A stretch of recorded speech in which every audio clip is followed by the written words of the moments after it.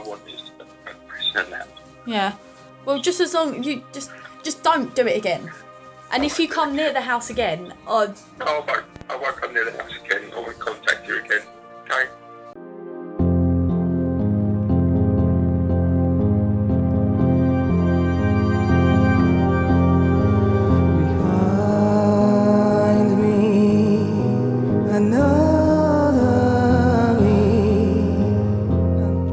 Viewer discretion is advised for this educational documentary. Welcome back to CASE Documentaries. I bring you true crime, disturbing stories and other things that you may later regret knowing with regular uploads every week. Please do join the quickly growing, incredibly supportive CASE family by hitting subscribe now and turning on notifications. Remember, choosing to be kind can save a life in many ways. Thank you so much for choosing to be here with me. Our love and respect goes out to those that knew and loved Shana and all those affected by this case. Shana Grice grew up in Portsdale near Sussex in England. She was the only child to her parents, Sharon and Richard. She was a kind-hearted soul, always going out of her way to help others. After leaving Grove Park School, she moved into a home in Brighton with 3 friends. Even as a teenager, her friends described her as the mum of the group, always making sure that her friends were taken care of. Shana had her life together. She'd been dating Ash, a 20-year-old carpenter, for about 3 years. They had an on-again, off-again dynamic, but generally it was a healthy relationship. In the summer of 2015, at the age of 18, Shana had got her first real job as a receptionist at Brighton Fire Alarms Company. She'd been excited about the job. It was a real job and she thought it would look great on her CV. It also allowed her to save money for her dream wedding with Ash. There, she'd met some great friends. To the naked eye, her life was perfect, but behind the scenes, things were less so. While working at Brighton Fire Alarms Company, she met a 26-year-old man named Michael Lane. He was a mechanic at the same company. They started talking and there was an instant connection. They didn't set out for it to be this way, but Shana and Michael entered into a secret relationship, obviously unbeknownst to Ash. It was exciting at first, but Michael quickly began to change. At the beginning of their relationship, he would publicly display affection. This was despite Shana obviously wanting to keep it a secret. He sent her flowers at work and made a big deal out of it, even after she asked him not to. The relationship and Michael's behaviour spiraled quickly. Shana, perhaps with feelings of regret, attempted to end the relationship. Additionally, Michael continuously stalked Shana on a daily basis. Shana was seemingly unprepared for this level of relationship. This started in February of 2016. Shana consistently reported this to the police.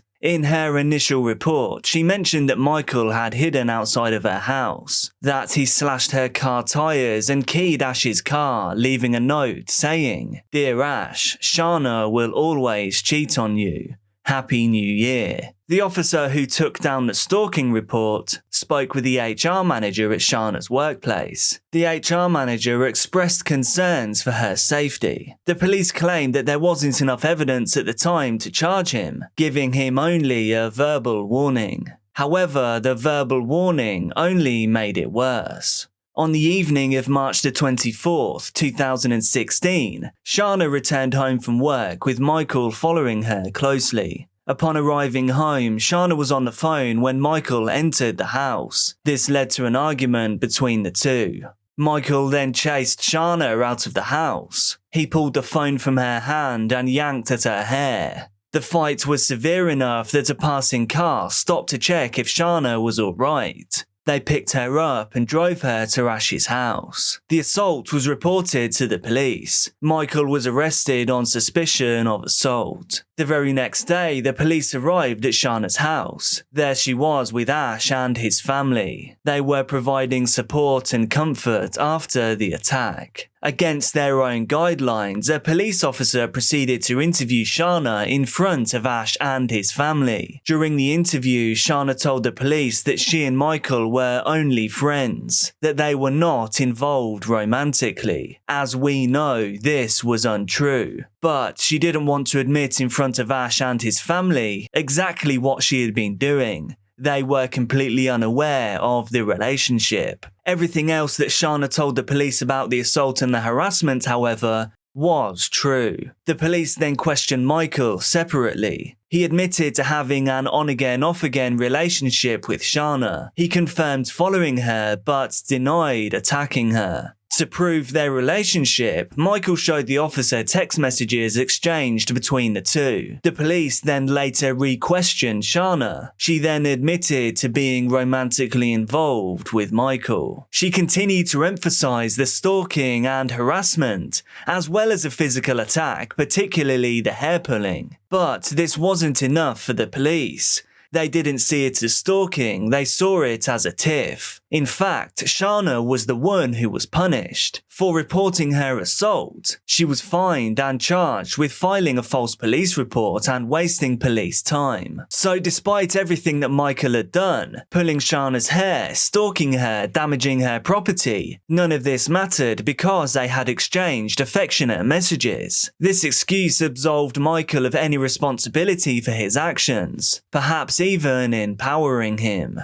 After this incident, Shana had finally reached a breaking point. She decided to quit her job, citing Michael as the reason. Little did she know this wouldn't be enough to escape Michael. By this point, he had placed a tracker on her car. After Shana received the fine from the police, she felt disheartened and helpless. She stopped reporting incidents out of fear of not being believed. She officially ended things with Michael in July, asking him to collect his belongings and remove them from her house. However, unbeknownst to Shana, Michael stole her house key whilst he was inside. The next morning on July the 9th at around 6 a.m, Shana was still sleeping. Michael entered her home using the stolen key. He went into her bedroom and stood there. He watched her sleep for a minute or two, thinking that she was unaware. But in reality, Shana was wide awake. She was scared and covered her face with her sheets,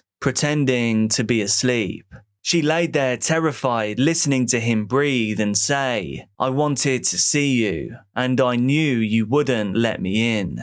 I'm just not right in the head, otherwise I wouldn't do it." Shana continued to feign sleep until she heard him leave. After confirming that he had left, she got up and looked out of her window. She saw him walking back to his car. Throughout Shana's reports to the police, they kept telling her that they didn't have sufficient proof of stalking to arrest Michael. But this time she would be smarter, she would be prepared. Before reporting him for breaking into her house and watching her sleep, she called him to confront him about it and recorded the phone call as evidence. This is that call. So one question that's really bugging me. Why did you take the key in the first place? I want to see you. Yeah, but that...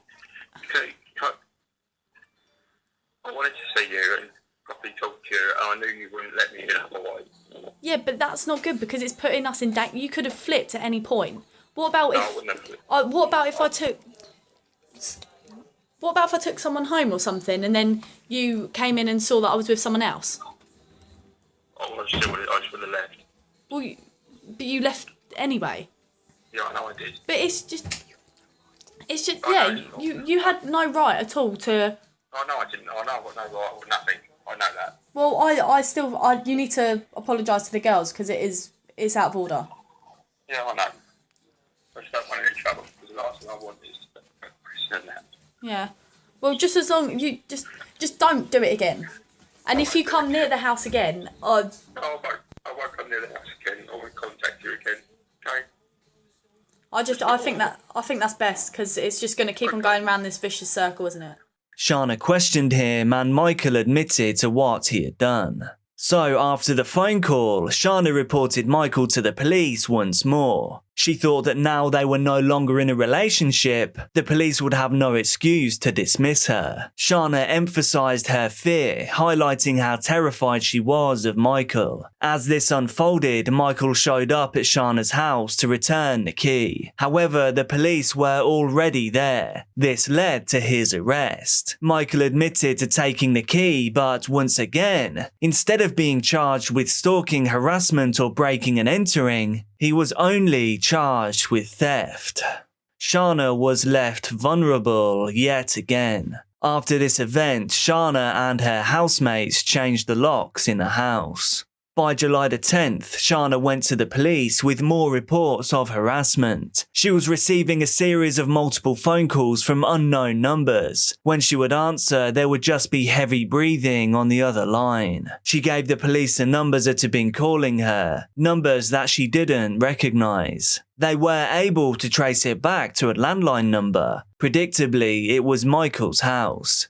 Now, at this time, Shana had started a new job at a grocery store. She hoped that she would be left in peace, able to start afresh. But working a job separate from Michael obviously did not stop him from following her. At this stage, she did start to notice his car following her very closely behind. She then called the police on July the 12th to report that she was now being followed by Michael to and from work. After this, Michael was labelled as a low risk for harmful behaviour by the police. They sent Shana a letter in the mail telling her that no further action was going to be taken on her case. At this point, Shana knew no one could protect her. We can only imagine how alone she must have felt. She told her family and friends that if they hadn't heard from her in more than a few hours, that something had probably happened to her, and it was probably at Michael's hands.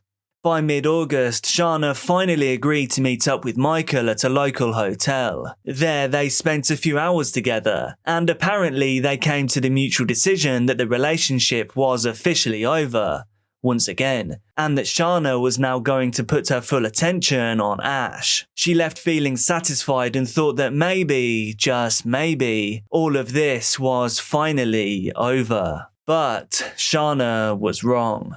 Michael had called a friend right after this meeting. He expressed that he was depressed after being dumped. He also told the friend that Shana was going to pay for what she had done. After this, Michael sent Shana a formal legal letter. He demanded that she pay him back a debt of £250. This was the money that he had spent on her throughout their relationship. Big spender. He wanted the money back for all of the dinners, dates, perfumes and other gifts that he had bought for her. However, this debt was never paid off. On the night of August the 24th, 2016, Ash had slept over at Shana's house. He then had to leave for work the next morning. At around 7 AM, the two had woken up, kissed and then said their goodbyes. They had plans for that evening to meet up after each of them had gotten off of work. However, that morning, on August the 25th, Shana didn't make it to her job. This was very out of the ordinary. She was usually very timely and reliable, so about 3 hours into her shift, her manager called Ash to see if he knew where she was. And right away, Ash knew that something had to be wrong. He immediately called his dad, who was closer to Shana's home. He asked him to go and check on her to see if everything was okay. When Ian got to the house at around 10 AM, he immediately saw smoke coming from the house and the fire alarms were blaring. When he walked closer, there was a red footprint on the front porch. Then he went over to Shana's bedroom door. He wasn't actually able to open the door because it had been wedged shut with a piece of cardboard. He did finally make it inside of Shana's room, and to his absolute shock and horror, he found Shana lying on the bed, covered in a red substance. She was no longer breathing. The police quickly determined that Shana's life had been ended in her bedroom that morning, and then whoever did it had moved her body to the bed afterwards. They also determined that the fire was most likely purposely started by the perpetrator. They had poured petrol all over her room. The medical examiner determined bad injuries to her neck. There was a deep laceration around 10 centimeters in length. The police started interviewing everyone in Shana's life. This included Michael Lane. So at about 9:45 yesterday morning, Shana Grice was found dead in her bedroom. Tell me what happened to her. I don't know. Well, when her body was found, it was clear that someone had assaulted her, and they'd tried to set fire to her body. So tell me what you know about what happened to her yesterday. I only know what I've been told since being in here. He had a very interesting story to tell. He told the police that he'd actually left his house at around 8 AM that morning to go to work. However, police confronted him with some CCTV footage. This showed him walking nearby to Shana's house at 7:29 that morning. His car was also seen driving in the same area between 7:36 and 8:12 AM.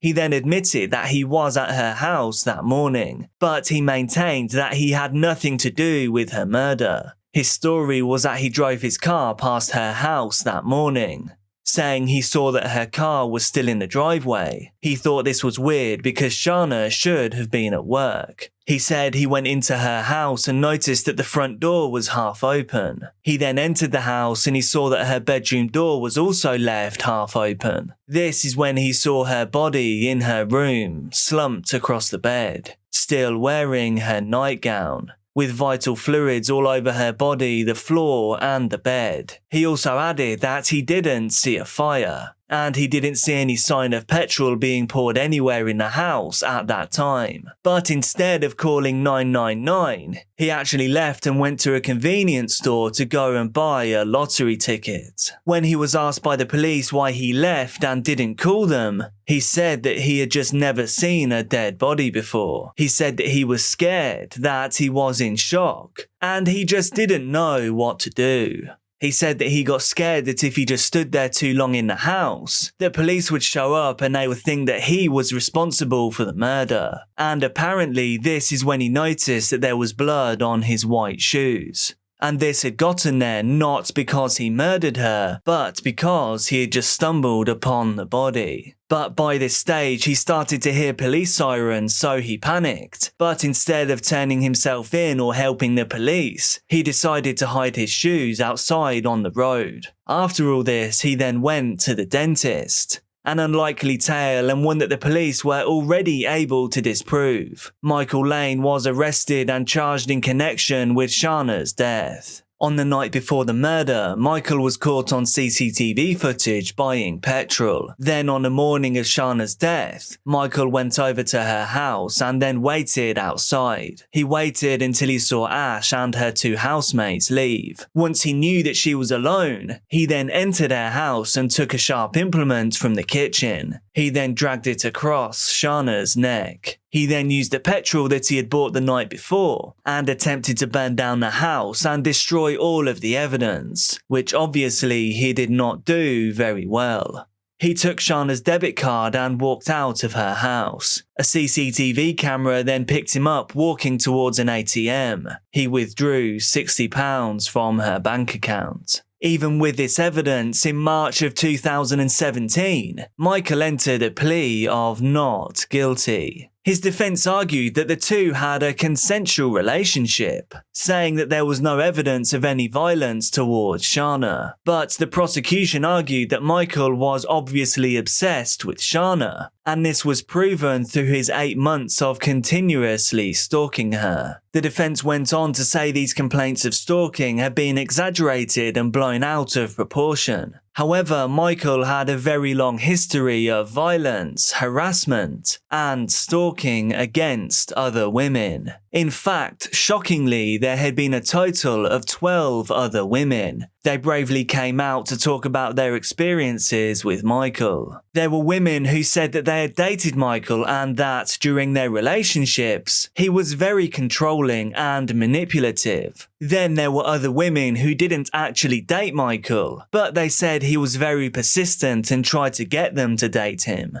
They said that he would send unsolicited, explicit pictures of himself to them. There were other women too who said that he would just continuously harass them. That was until they finally agreed to sleep with him. The jury was then shown a video of Michael walking up to the ATM and using Shana's card. The footage showed him trying to withdraw £250, the amount that he felt he was owed. But Shana's account only had £60, so that is all he was able to withdraw. The jury went into deliberation on March the 22nd, 2017. Unlike the police, the jury found Michael Lane guilty.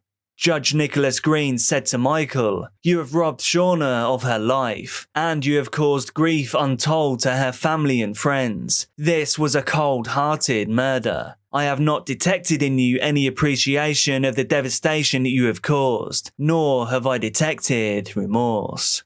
He was sentenced to a minimum of 25 years in prison. Do you think the punishment fits the crime here? What do you think could be done to avoid something like this happening again in the future? Please do let me know down in the comments. Please do hit like if you appreciate what I'm doing here. Thank you to everyone in the Dark Case crew. You too can become a channel member for just 99 pence. A huge thank you to my patrons. Your support makes a massive difference. You too can support my work and be thanked in every video for just $5 per month. So thank you to Rachel David, Kathy Green, David James, Adi Alexander, Karen Jones, El Palmieri, James Harrington, Shane Woodward, Faster River, Stacey Krogerus, Summer Chambers, Mona Corona, Cepheid Variable, Anthony Watson, Jason Coward, Guardian Pele, Jeremy Sebranek, Joy Burton, Dawn Crock, Michelle Mims, Natalie Lundquist, Anita Ford, Christina Garzon, Annette Perkins, Austin Lounsbury, and Darlene. Be careful out there, and I'll see you soon.